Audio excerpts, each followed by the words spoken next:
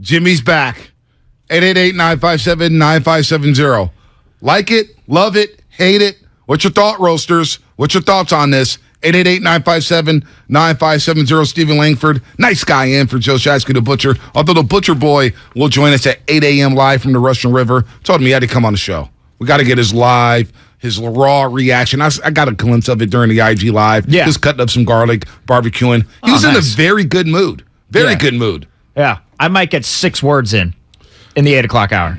No, maybe 7. I'll fall back. I'm going to fall back. I fall back. I'm not going to hog the mic. I'm more chasing kids. Shasky's Russell Westbrook. No, it's more so just talking Shasky. It's not so much you. I'm talking about Shasky. Come on, man. He's coming on at 8 o'clock. He's talking Jimmy G. Yeah, he's going to go on a 5-minute rant. There's no doubt about that.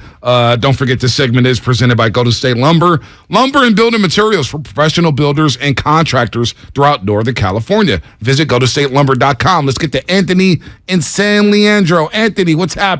You're on a roast.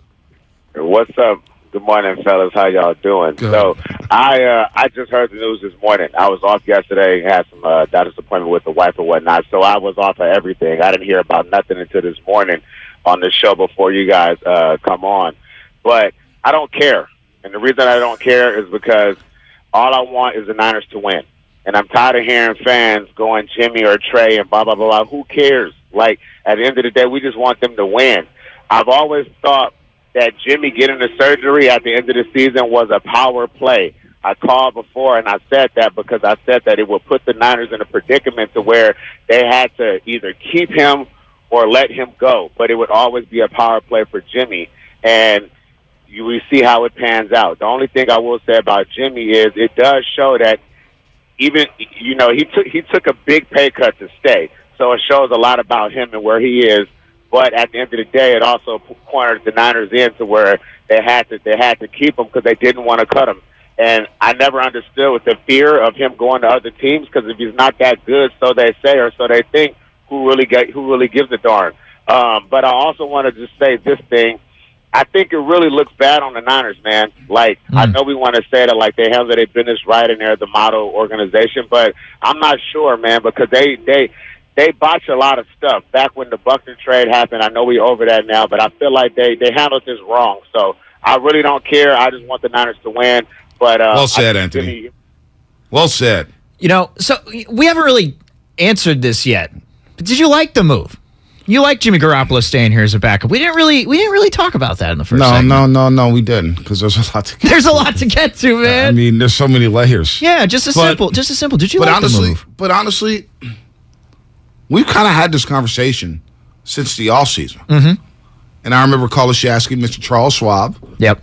Said, would you bring Jimmy as a backup? Yeah. Bring him back as a backup. A lot of people want him just gone, out the building, right? Move on.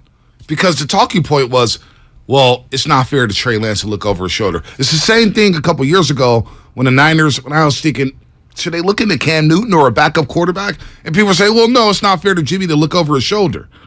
Well, if you have to look over your shoulder, then you shouldn't be my starting quarterback.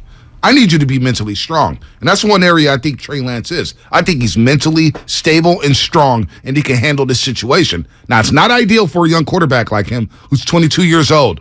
This is a different beast playing quarterback for the 49ers. And if you struggle, the rumblings, week 1, week 2, week 3, a 3-game stretch in November, it's going to get louder and louder and louder. Yeah.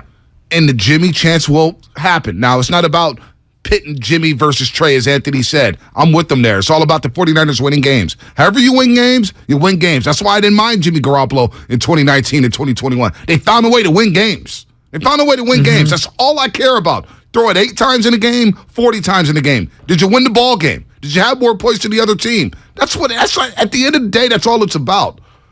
But it's a good damn move because I told you Friday, Langford, Brock Purdy stinks. Sudfeld stinks. And if you need them to win a game during a 3-game stretch, you're screwed. You're screwed. You're not winning a game. They're not NFL quarterbacks. I'm sorry. Brock Purdy and Sudfeld stink. So what's up with Jimmy Garoppolo? You can't trade him? Would he take a pay cut? I think that's the biggest surprise there. But all in all, the quarterback room is strong.